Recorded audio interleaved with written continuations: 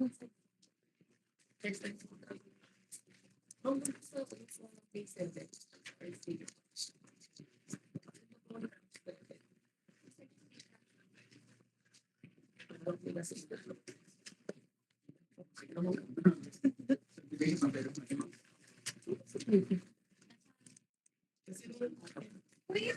na, I'm sorry, what's the joke?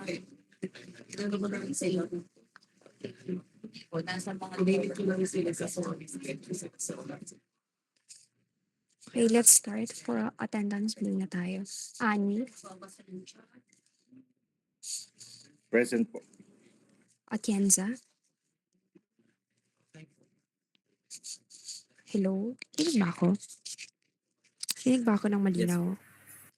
Okay, so Azoge, Present po.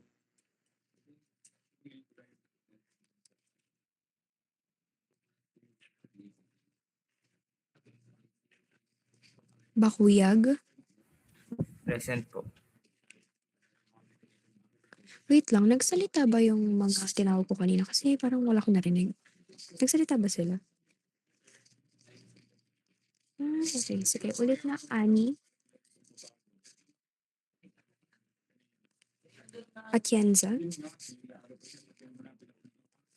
Azoge. Present po, ma'am. Bernardo. Beron. Betis. Present po. Camacho. Present po. Cueto. Present po, ma'am. Kulgiat. Present po. De Guzman. Present po. Del Mundo. Dilay. Present po. Di Mailig. Present po. Domingo. Present po. Engay. Espeleta. Present po. Flandes. Present po. Herona. Present po. Hernandez. Present po, ma'am. Jareño. Present po. Katangay. Lopez. Present po, ma'am. Makatangay. Present po. Magmanlak. Present po. Malinaw. Nagsalita ba si Malinaw? Manahan. Present po. Okay, sige. Mendoza. Present po. Mojica. Present po. Padilla. Present po. Pagkaliwangan. Perez. Present po. Tocamas. Present po. Porcelo. Present po. Pulhin. Present po. Ramos. Present po, ma'am. Rhea. Present po. Tope. Present po. Umali. Present po. Umali. Bernalini.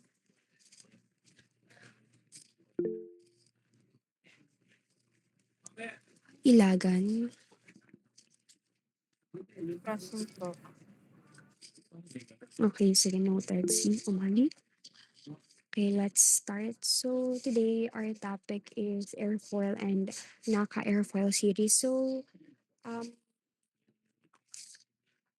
ina-expect ko na at least may idea na kayo kasi syempre second year na kayo and also pin-activity ko siya.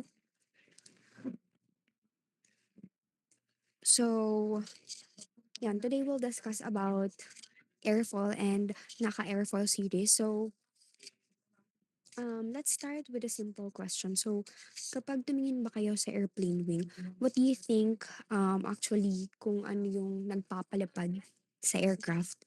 So, is it the engine? Is it the speed? Or is it the shape?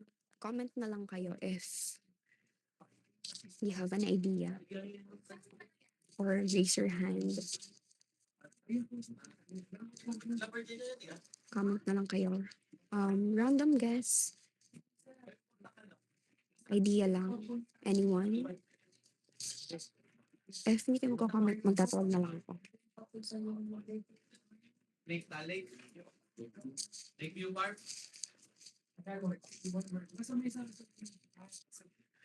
Bakit hindi kayo nagko-comment? Minsan na nga lang tayo mag-class at lagi akong wala. Lagi akong nagpa-panel or whatever. May meeting. Porcelo? Yung design po ng wings, ma'am. Okay, so design ng wings. So, actually, since 'di ba na-discuss natin kung anong effect ng engine or anong ginagawa niya sa aircraft or yung speed, actually malaking contribution yung shape sa pagpapalipad ng aircraft. So, yan, largely it's about shape. Specifically yung airfoil since yung airfoil, yun yung shape ng wing or yung airfoil, yung cross-sectional shape ng wing. So, kung titingnan nyo, kumbaga ika-cut nyo yung wing, yun yung airfoil. So, sa aking ibang subject, sa computational fluid dynamics specifically, nagsisimulate kami doon ng airfoil. And nung first simulation namin, nag-simulate kami ng airfoil. And then, sa mga next na simulation namin, nag-simulate naman nagpa 3D wing design ako. And then, pina-integrate ko yung airfoil na ginamit nila doon sa wing nila. And then, sa last simulation namin, which is hindi pa namin nagagawa, isi-simulate na namin yung wing gamit yung airfoil na napili nila. Yan. So, yan lang. Basically, airfoil is the cross-sectional shape ng wing. Ibig sabihin, kung puputulin nga natin yung wing, and then titingnan natin siya from the side, yung exact shape nun is, yun yung tinatawag natin na airfoil. Now, yung shape na yun, it is not designed randomly. Meron siyang design or meron siyang mga sinusunod na standards. So, later we'll discuss about that. So, just an important idea about the aircraft or the airfoil, yung aircraft, hindi lang siya nagmo-move through air. Actually, kinokontrol nila yung kinokontrol nila and manipulate nila yung airflow. So, doon, that is how yung lift is generated. So, there are two main ways to understand lift. Actually, for sure, alam niyo na yon since madami na kayong na-encounter na computation, pero just a concept. The first one is the pressure difference. This is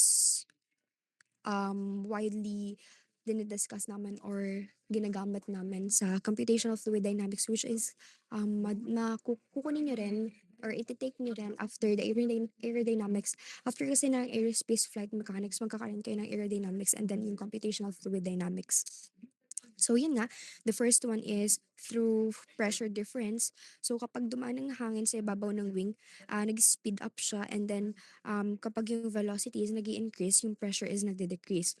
So samantalang sa ilalim naman ng wing, mas mabagal yung hangin so mas mataas yung pressure. So because of that pressure difference, yung wing is pushed upward. So yung upward force na yun is yung tinatawag natin na lift. So, kung ginagamit niyo na yung Bernoulli's equation, 'di ba kino-compute doon yung pressure difference to usually kapag i-manipulate natin yung Bernoulli's equation, gagamitin natin yung pressure difference kapag i-compute yung velocity. So, yan. I'm not sure if na-encounter niyo na siya kung nag-fluid dynamics na kayo. Pero yan, ginagamit yun lagi sa aerodynamics and sa computational fluid dynamics. So, sinasabi ko lang kasi yun yung mga next courses or subjects na iti-take nyo. So, the next one is yung Newton's third law of motion. So, na-discuss na natin siya. So, yan, yung wing is also pinupush yung air downward. So, if yung air is forced downward, yung reaction force is nagpo-push sa wing upward. So yung lift is not just about the pressure, it is also about the momentum change. Um,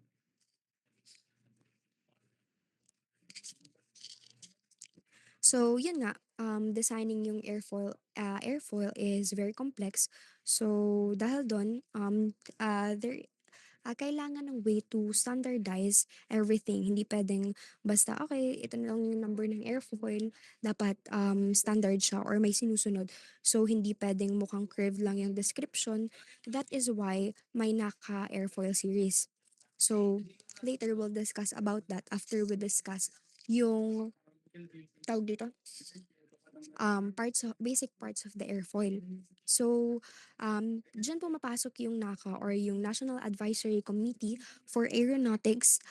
Sila yung nag-develop ng system kung saan yung airfoils is dinidescribe using the numbers. So, instead of explaining yung NACA in words or yung NACA shape in words, you can simply say something like NACA 2412 for example, and immediately kaya mo na siyang i-explain through mathematical description. Later we'll discuss. For example, 'di ba yung dulo usually maximum thickness siya. So kunwari yung dulo nung 2412, so automatic 12% maximum thickness niya.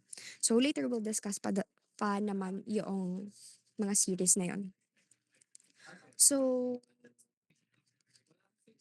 wait lang.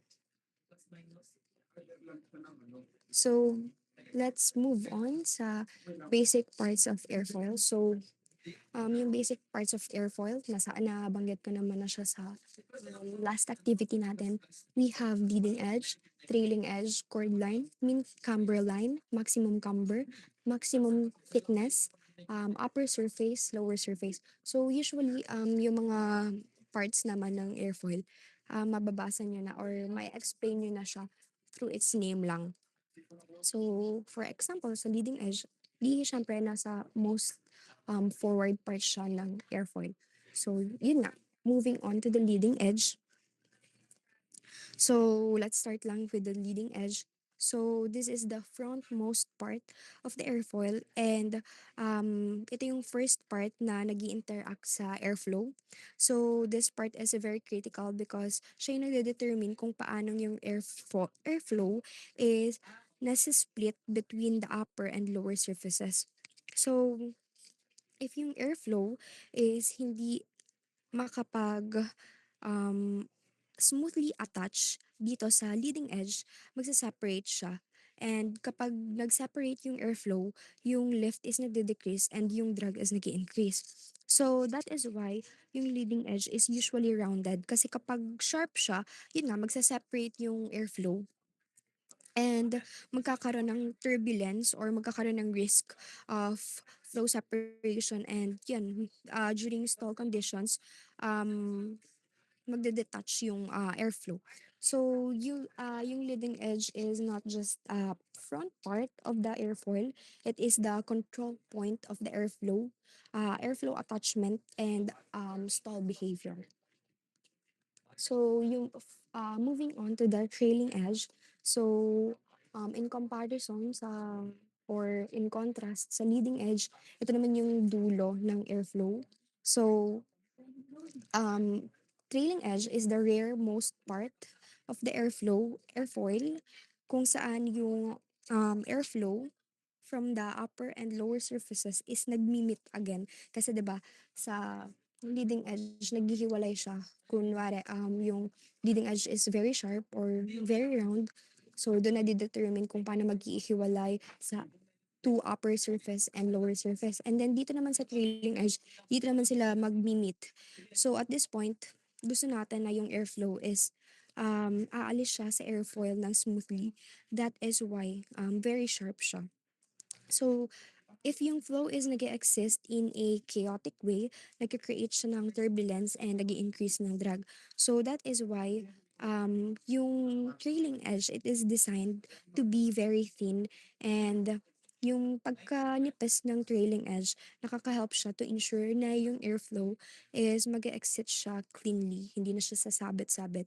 Kasi pag hindi siya sharp or hindi siya manipis, yun, magkakaroon pa ng turbulence. So, there is also a concept called Kuta condition, KUTTA condition, which states na yung airflow must leave smoothly at the trailing edge. So, itong part na to, it plays a important part or important role sa pag-control ng drag and pag-maintain ng stable airflow behavior. So, okay, medyo napapagas na ako. Anyone can read and explain based on your understanding since activity naman natin to. Chord line, anyone? If hindi kayo mag-raise ng hand, again, magtatawag na lang ako. Annie, are you here? Parang hindi ka attendance kanina, hindi ka present kanina, pero nandito ka sa meet. Annie, are you here? Ma'am, nag-present po ako kanina. Hindi ka po Eh, pakinig. siya, hindi ko rinig. Present Okay, po. can you read and explain chord line based on your understanding? The chord line is the straight line that connects the leading edge to the trailing edge of the airfoil. It serves as a reference line for various measurements, such as chord length, camber, and angle of attack. And this is essential in analyzing the aerodynamic characteristics of the airfoil. The functions of chord line are used to define index and basis for airfoil geometry calculation. Um, for me, ma'am, chord line is an imaginary line po from the front to the back. Siguro po ay this is to understand the airfoil's angle and shape. Thank you po. Okay, thank you. Parang feeling ko nagtulungan pa kayo ni Franco dun ah. Okay, so later, ipapakita ko yung hitsura para ma-visualize nyo. Actually, wala pala ako ditong pen kasi laptop yung gamit ko. So, baka, sige. I-represent ko na lang siya since yung drawing ko kasi dito is wala siyang label para alam nyo. Although, alam nyo na for sure kasi dinrawing nyo na siya dun sa activity nyo, papakita ko pa rin. So, basically, yung chord line is yung imaginary straight line, kagaya nga ng sabi mo, which is binasa mo ata dito. So, siya yung nagko-connect sa leading edge and sa trailing edge. So, straight line lang siya. Kasi 'di ba sa airfoil parts natin, meron line doon which is hinahati niya yung airfoil. So, itong chord line, hindi niya hinahati equally yung airfoil. Ito is line lang na nagko-connect from leading edge to trailing edge. So, even though it's imaginary line lang, it is important kasi siya yung nagsaserve as reference line for almost all aerodynamic measurements. So later, makikita nyo kung bakit parang ginagamit siyang reference.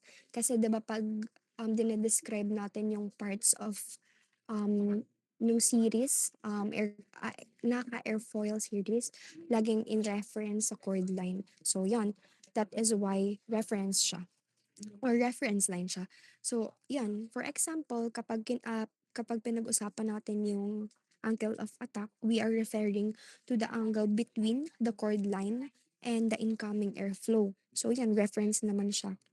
Or pag dinedescribe yung ibang parts actually, hindi naman parts yung angle of attack. So, yan. So, yung angle na yun is nade-determine siya kung gaano na yung lift and drag is produced and whether the airfoil will stall. So, yung chord line, siya na yung nag-act na baseline para ma-analyze yung entire airfoil geometry. So, yan.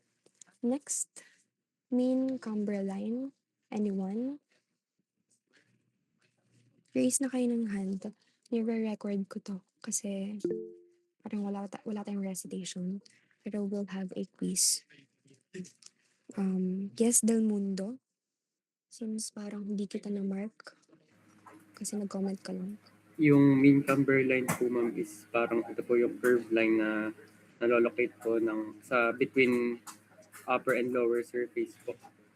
And nagre-represent po siya ng curvature po ng airfoil na may malaki pong role to lift and airfoil can generate po.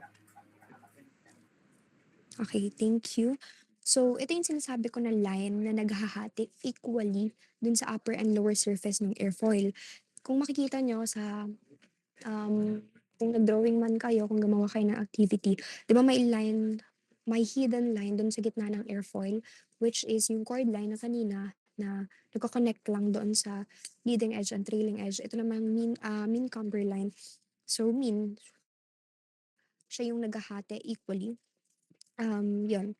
Ito yung curved line located halfway between the upper and lower surface. So, itong line na to, nagre-represent siya sa average curvature ng airfoil.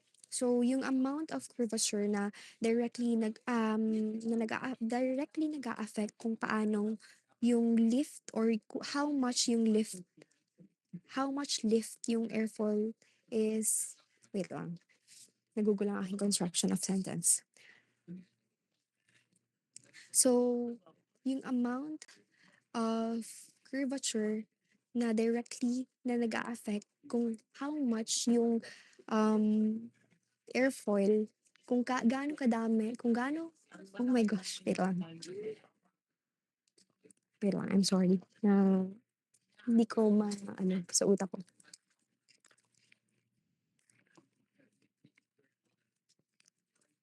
Okay, again. So, ito yung amount ng curvature na nag-a-affect kung how much lift the airfoil can generate. Yun finally. Yan basically, kung gaanong lift lang yung kayang i-generate ng airfoil. Yan lang. So, if yung airfoil is mas curved, mas magja-generate siya ng more lift even at lower speeds or even at zero angle of attack. So on the other hand, if symmetrical, magpo-produce na siya ng zero lift at zero angle. So yung mean camber line, it defines kung gaano ka-curve yung airfoil and how much or how effective siya sa pag-generate ng lift. Okay lang. So medyo magulo, medyo hirapan ako mag-construct ng sentence. Moving on to the, pero gets naman, react kayo. Baka mamaya hindi niya pala naiintindihan. Basta basically, ito lang yung curve na nagde-describe kung gaanong lift yung kayang i-generate ng airfoil. Yun lang. Next, maximum camber. Anyone? Yes, Umali. Maximum camber. Maximum camber is the greatest distance between the mean camber line and the chord line of an airfoil. It describes how much the airfoil is curved and is usually expressed as a percentage of the chord length. This value helps determine the lift characteristics of the airfoil, with higher camber generally producing more lift at lower speeds. So from the word itself po, maximum, basically ito po yung point doon po sa ating chord line tsaka po dun sa ating mean camber line na kung saan po pinakamalayo po sila sa isa't isa. Okay. Thank you. So, yun yung maximum camber. So, basically, it is the greatest distance between the mean camber line and the chord line. So, kung yung mean camber line natin is just about kung gaano ka-curve yung airfoil, itong maximum camber, dinadescribe niya rin kung saan located yung airfoil.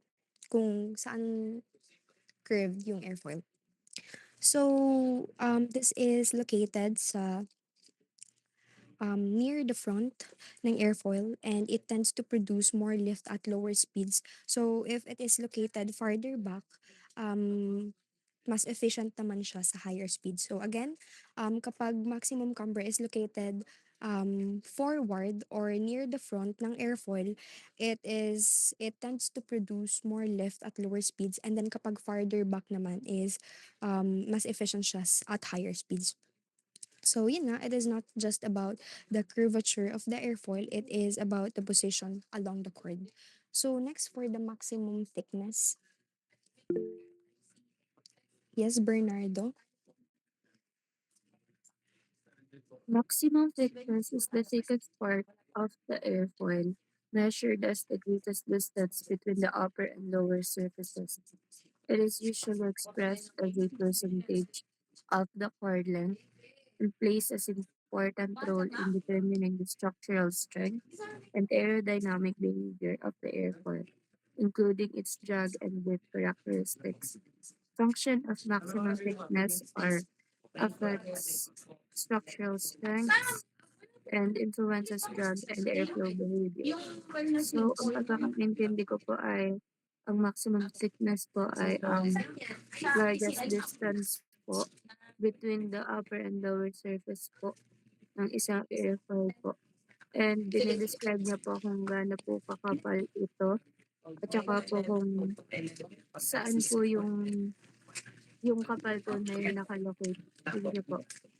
Okay, thank you. So, yun nga, maximum thickness, it is the thickest part ng airfoil. So, basically, kung alin lang dun yung pinaka makapal na part. O kung ito ay sa gitna or sa medyo pa front, yan, that is the maximum thickness. So, it is measured as the distance between the upper and lower surface. So, it is important naman structurally and aerodynamically. So, structurally, yung wing, need niya ng thickness para ma-support yung load and to contain internal components. So, aerodynamically naman, thickness affects kung paano yung airflow is nagbe-behave and paano siya nakaka-influence sa drag. So, kapag mas makapal yung airflow, yung airfoil I mean, um, mas stronger siya pero mas nagpo-produce siya ng more drag. Kapag naman manipis yung airfoil, it is more aerodynamically, it is more aerodynamic pero mas less structurally strong siya. So, moving on to the upper surface. Anyone? Okay, Aisel Mardi Flandes. So, upper surface. The upper surface of the airfoil is the top side of the wing over which the airflow travels. Air typically moves faster over this surface due to the shape of the airfoil, which contributes to the pressure difference between the upper and lower surface and helps generate lift. Function of upper surface is creates lower pressure and major contributor to lift. So, basically po, ang upper surface, sa pagkakaintindi ko po, is yung top part nga po ng airfoil. And yung surface nga po, yung upper surface nga po is usually po ay mas pronounced o mas curved po kaysa sa lower surface. So, yung air flowing over this po typically moves faster kaya nagke-create po siya ng lower pressure which contributes significantly po sa lift. Okay, thank you. So, yung upper surface, basically, top part lang siya ng airfoil. So, doon, sa top part ng airfoil or the upper surface, doon yung airflow is nagmo-move ng mas mabilis. So, because of the shape of the airfoil, kagaya ng sabi mo, mas curve siya, yung air is nag-accelerate as it moves over the top part of the airfoil. So, it is yung pag-move niya upward or sa upper part ng airfoil is nagre-result siya sa lower pressure. So, yung low pressure region na yun naman is actually responsible for most of the lift generation ng airfoil. So, so basically, lift is not just about pushing from below. It is actually about suction from above. So, yun, na-discuss na naman natin siya last discussion ata. So, and then lower surface. Basically, ito lang yung contrast ng upper surface. Anyone? Franco? The lower surface of the airfoil is the bottom side of the wing where airflow moves relatively slower compared to the upper surface. This difference in airflow speed helps create a pressure difference between the upper and lower surface, which contributes to the generation of lift. Ma'am, yung lower surface naman po is yung lower nga po or yung bottom face or bottom part po nung airfoil. Tapos usually po ay flat po siya. Tapos it maintains higher pressure po para ma-help ma-push yung wind pataas po. Okay. Thank you. So, basically nga, yung lower surface, yun yung low part or bottom part ng airfoil. So, kung sa upper surface, mas mabilis yung airflow, sa ilalim naman or sa lower surface, yung airflow is relatively slower. So, sabi ni Franco, yung pressure is mataas dito sa lower surface. Bakit? So, basically, kasi yung velocity is mabagal. So, yan, mabagal yung velocity, so mataas yung pressure. So, yung high pressure region naman na yun is nag-help para ma-push yung wing upward. However, compared to the upper surface, yung contribution niya sa lift is mas maliit. Kasi 'di ba sa upper surface, it's about suction from above, kaya nagja-generate ng lift. So yun, mas maliit yung contribution niya compared sa upper surface. So, yung combination ng low pressure above and high pressure below, siya yung nagko-contribute or nagka-create ng total lift force. So, moving on. Okay, ito muna yung basic parts of airfoil. Parang medyo lumabo na sa pag-stretch ko. Hindi ko alam kung paano ko susulatan to. Kasi wala akong pen. Wait lang, check ko dito sa iPad kung pwede sulat.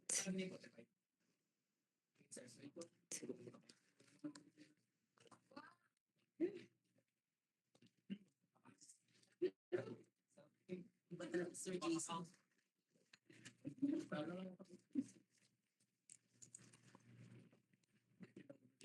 Okay. Paano ba rin? Wait lang. Hindi ko na siya susulatan kasi mouse lang yung gamit ko.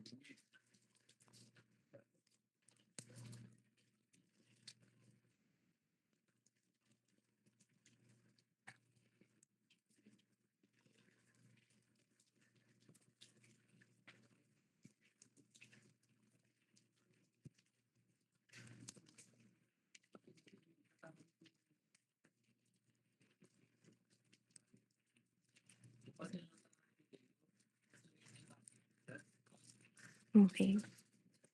Wait lang guys. Inaayos ko lang yung aking mouse.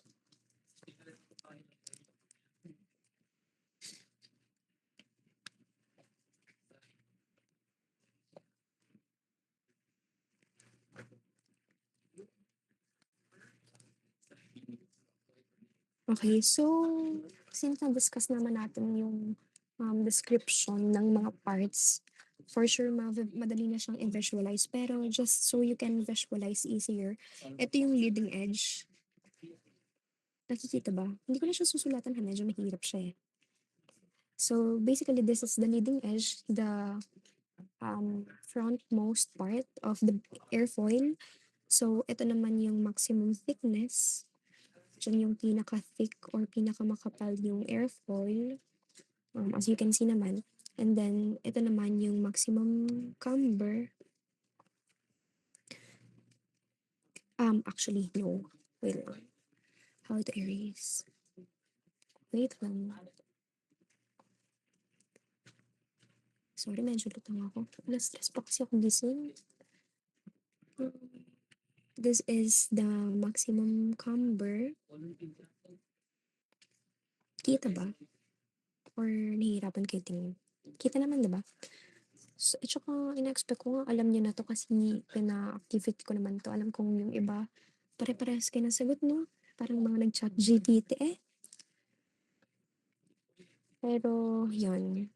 Kung kahit na mag-search kayo or whatever, make sure to review pa rin yung mga activity kasi yan, para may idea na kayo and hindi na kayo mahirapan na pag mag-exam saka kayo mag-review.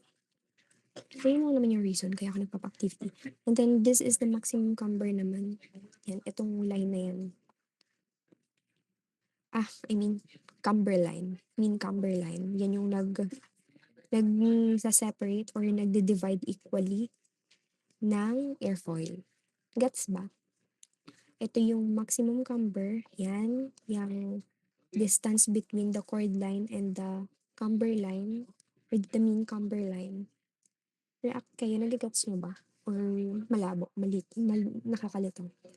So, yan, uulitin ko lang. So, yung maximum camber natin, it is the distance between this blue hidden line, which is yung mean camber line, and then the chord line, which is the red hidden line. So, yung red hidden line natin, mas madali pa pala siya i-describe eh.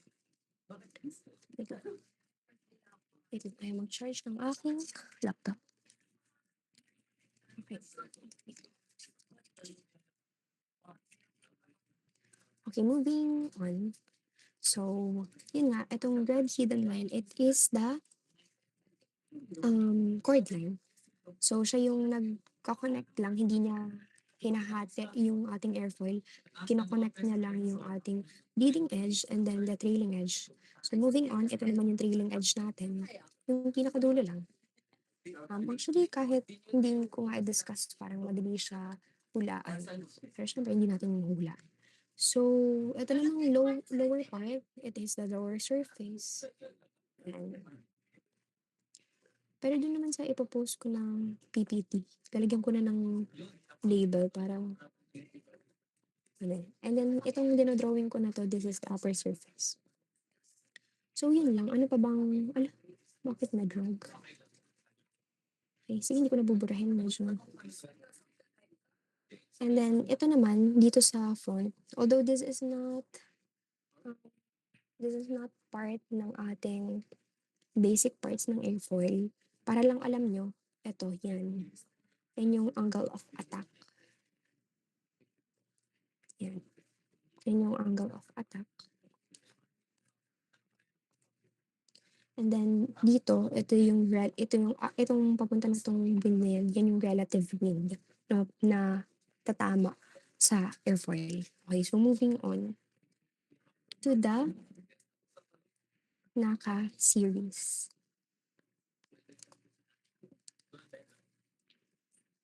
Hala, may drawing pa pala. Wait lang. I will erase. Sorry, first time ko kasi maggamit na to. Lagi kasi akong pen lang sa presentation. Okay, so moving on to the NACA airfoil series. So, now that we know yung parts or basic parts ng airfoil, we can move forward sa NACA airfoil series para maintindihan natin pag naka-encounter tayo ng NACA number, ano bang ibig sabihin nun? Kung ano bang hitsura nun? Actually, hindi ko naman na-expect na ma-visualize nyo siya. Pero at least, madedescribe nyo siya numerically. Or, yan, numerically.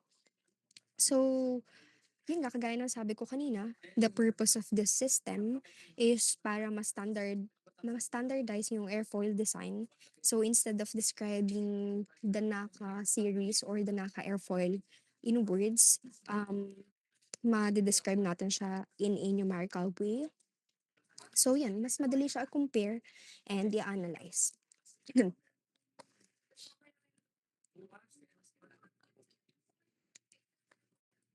So, moving on to the NACA 4-digit series. Let's start with the 4-digit series muna. So, each digit has a meaning. So, yung first digit natin is nagre-represent ng maximum camber.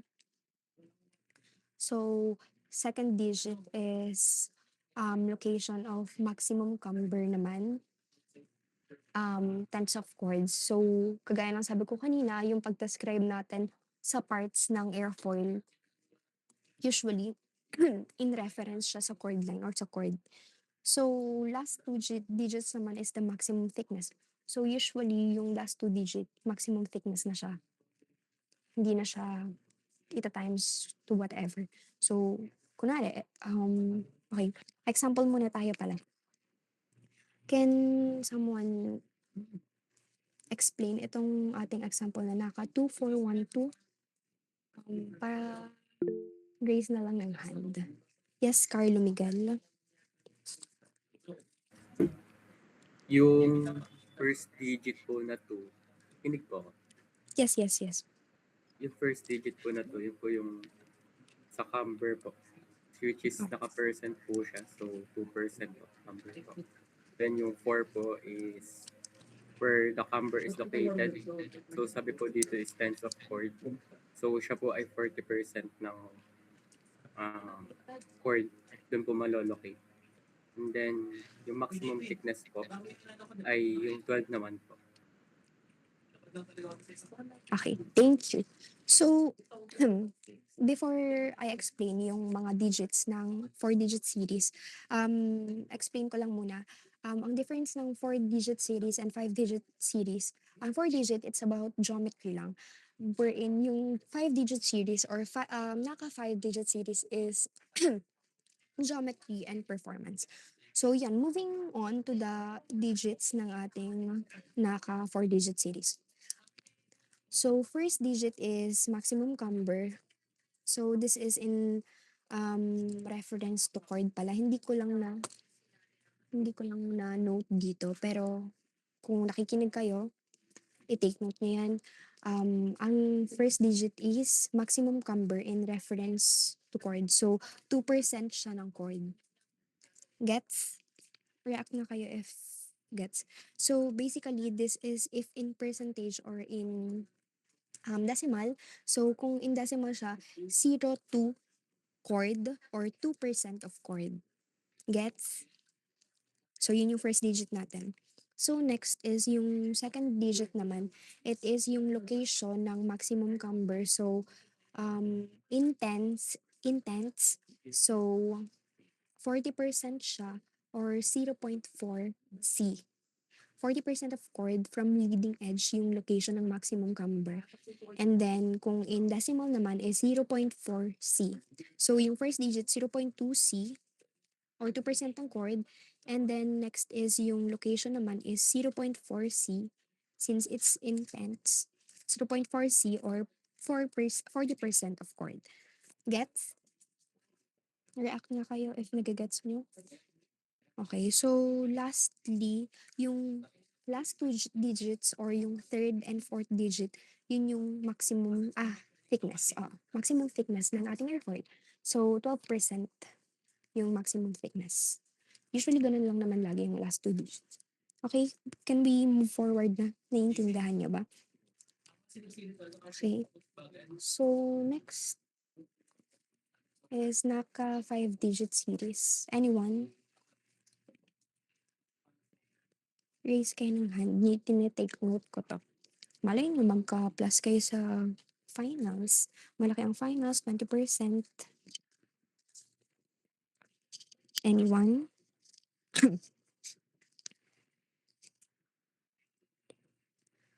Okay, sige, magtatawag na lang ako. Okay, ayun, parang tumaas na tong mga to si Mohika.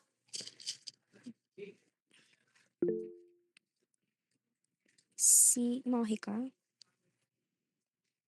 Hello? Hello po, audible po ba ako? Yes. Bali, sa pagkagets ko po, yung first digit po is yun po yung design lift coefficient po ng, or yung target lift po ng airfoil. While yung second at third digit po, which is yung 30 po, ayun po yung location, tsaka yung type ng camber po. Tapos mas complex po siya kaysa po sa 4 digit. Then yung last 2 digit po, which is yung 12 po, is yun po yung maximum thickness po. Okay. Sige, so medyo may ingay sa background, pero naintindihan ko naman. So, tama. Basically, yung 5-digit series, it is more advanced compared to the 4-digit series. Since, di ba yung 4-digit series, it explains lang or it describes yung geometry ng airfoil. Tapos, yung 5-digit series, it also describes yung performance na. So, yan, may design lift coefficient na dito. So, first is yung design lift coefficient natin. So, yung first digit natin, i-multiply natin lang sa 0.15. So, 0.30 or 30% yung ating design lift coefficient. And then, yung ating second and third digit ng 5-digit series is maximum camber position. So, 15% ng chord kasi times 0.5 and then times 6 kasi in reference siya sa chord line. So, ang ating second and third digit, it represents yung ating maximum camber position. So, 15% of chord or 0.15. Tama? Okay, tama. So, react nga kayo if nagigets nyo. So, 0.15 C. Kasi in reference sa chord siya. Or 15%. So, moving on to the last digit. Actually, last 2 digit ba?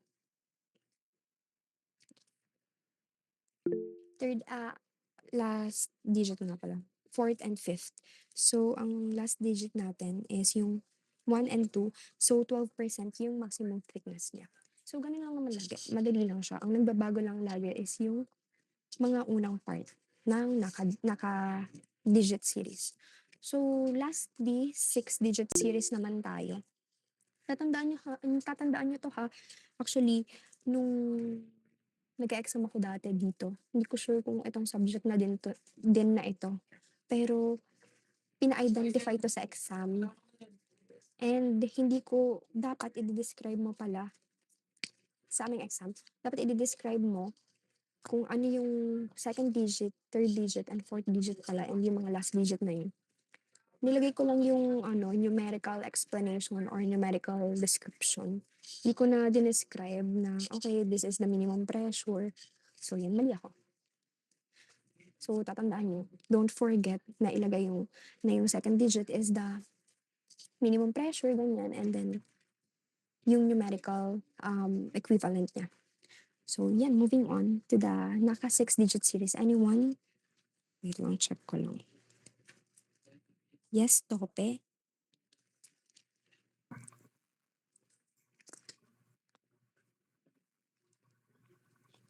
So, meron pa po yung first digit. Yung first digit po ay like kung anong series po siya. May iba't ibang series daw po. Tapos, sa second digit po ay yung minimum pressure para mas efficient siya. Tapos, yung third digit na after ng dash po ay yung lift coefficient niya. Yung last 2 digit naman po ay yung thickness po ng airfoil, yung percent po niya. Tapos po ay yung naka 6 digit daw po ay na-design daw po siya para ma-minimize po yung drag tapos ma-maintain po yung pagiging laminar po ng flow. Okay, tama. So, thank you. So, yung first digit, hindi ko na siya nilagay kasi basically, it is yung series lang nung naka-airfoil. So, yan. Since 6 yung first, usually ginagamit lang naman to sa 6-digit series. So, 6, it means lang na 6-digit series siya. So, nag-move forward na ako sa second digit. So, for the second digit, minimum pressure siya.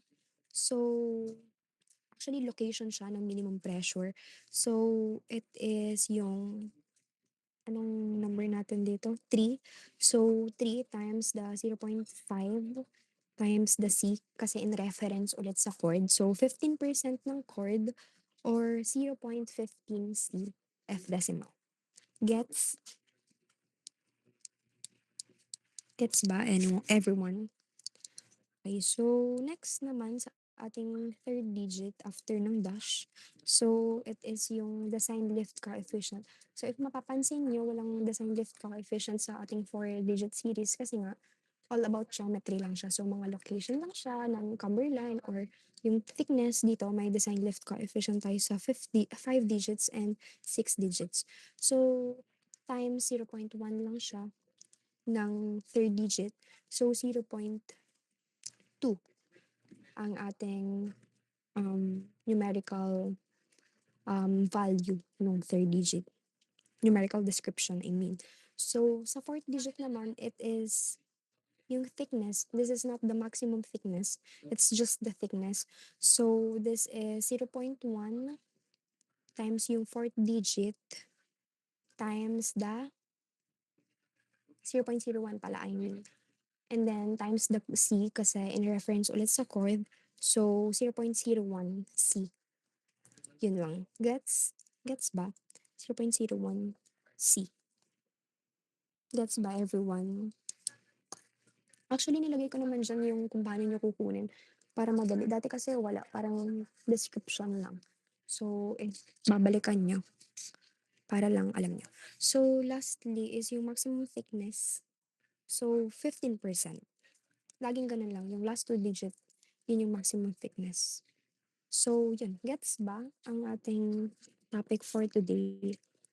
So, yun lang naman. So, tomorrow we'll have a quiz online lang since wala tayong face-to-face. Tinry ko humanap ng room pero actually medyo mahirap kasi may klase kayo ng sunod. Tama ba? May klase kayo ng sunod bukas, di ba? After ng ating meeting. So, online lang ang ating quiz. So, review nyo yung last topic natin which is the basic propulsion system. Tama? And then ito yung airfoil and airfoil naka-airfoil digit series. Yun lang, madali lang naman yung topic natin kasi wala naman tayong, tawag dito, wala naman tayong competition. So, kaya-kaya ko din siya online quiz. So, we'll have a quiz and be prepared na lang. And, tawag dito, hindi ko ipopost yung PPT kasi dapat mag-note kayo and kaya nga nagtatawag ako para ma-make sure ko na nandito kayo. Pero actually, madali lang ito yung topic na ito and pina-activity ko. So, kung may gusto kayo balikan, edi check yung activity. Okay? So, may question ba kayo before we end our meeting? If wala, that's dismissed na. We can leave our meeting na. Bayan, thank you po. Thank you po. Thank you po, ma'am. Thank you. Thank you po, ma'am.